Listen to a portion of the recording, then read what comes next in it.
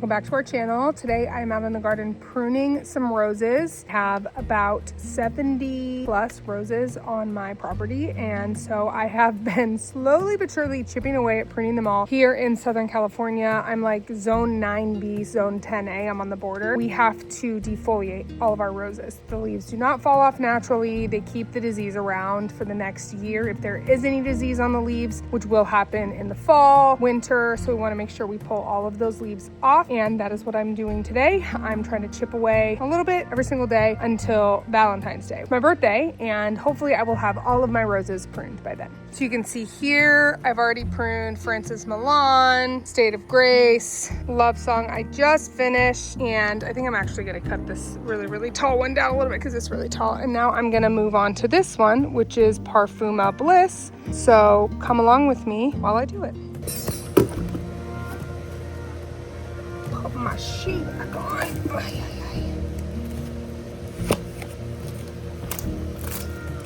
Okay. So we're gonna cut off anything that's smaller than a pencil. All right, I'm gonna cut this so that I can show you. Ideally, we want to cut where the buds are going to grow a branch in the direction we want it to grow. So for example, if I was gonna cut this one back, there's a bud here that's gonna grow a branch in this direction. If I cut here for this bud, it's gonna grow a branch in this direction. Or when it's down, this direction. I don't want it to grow down, I want it to grow up. So I'm not gonna keep this branch, but if I was gonna keep this branch, I would snip right here, so that way this would grow this way. So I'm not gonna keep this one because it's smaller than a pencil. So I'm actually gonna snip this guy down here. Is there any buds on this at all? No. Boop. Get rid of him. But this one will grow this way, which is great. We don't want it to grow down, we want it to grow up.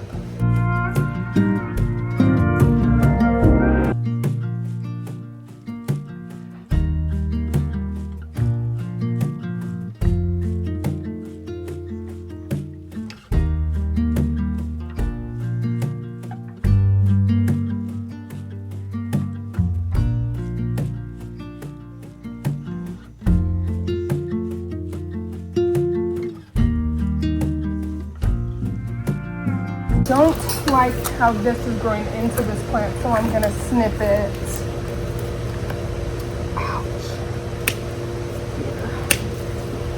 So it stops growing into that other plant.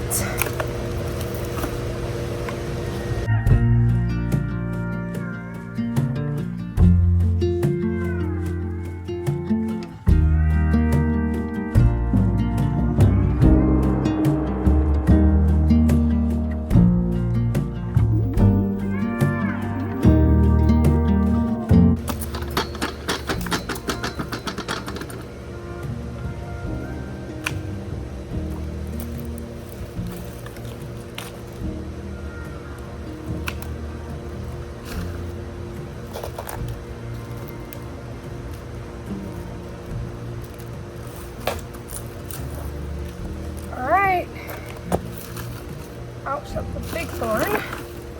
And that one is done. Here's a really good example of a rose that literally went crazy in my garden. This is Elizabeth. So I'm going to cut down these giant canes to make her a little bit more uniform and prune her up to make her beautiful. Okay, so I'm gonna take you.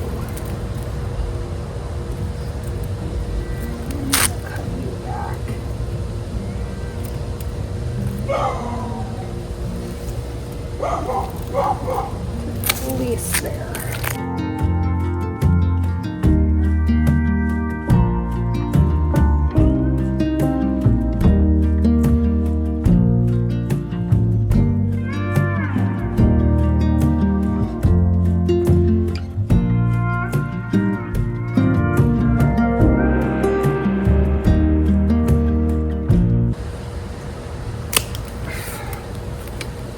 Yeesh.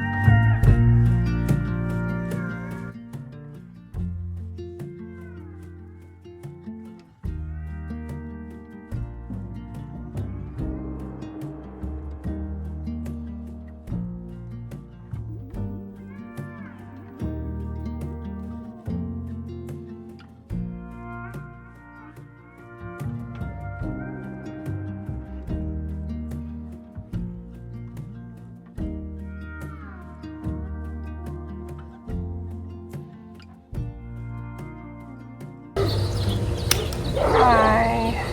Bye. Bye. Goodbye. For sure. For sure. I'm just coming back to there. You are goodbye. Still have this really, really long cane here. I don't know.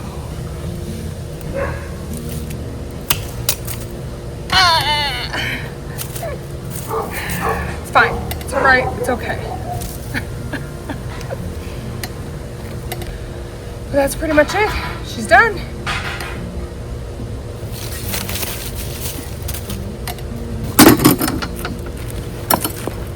As you can see, I cut her back very, very drastically. I really didn't want to cut that big giant cane, but I did, even though I didn't want to. It hurt my heart. But I think she'll grow 10 times bigger now that I've done that.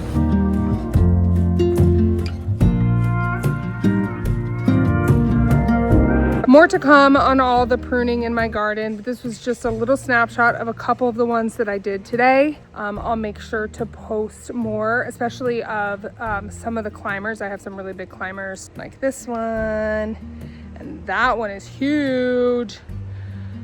Climbing roses are a different beast when it comes to pruning. I'm scratched myself up a billion times trying to do my dreamland rose in the front of the yard, so it's gonna be a challenge, but come back for part 2, 3, 4, however many parts there are in this rose pruning series.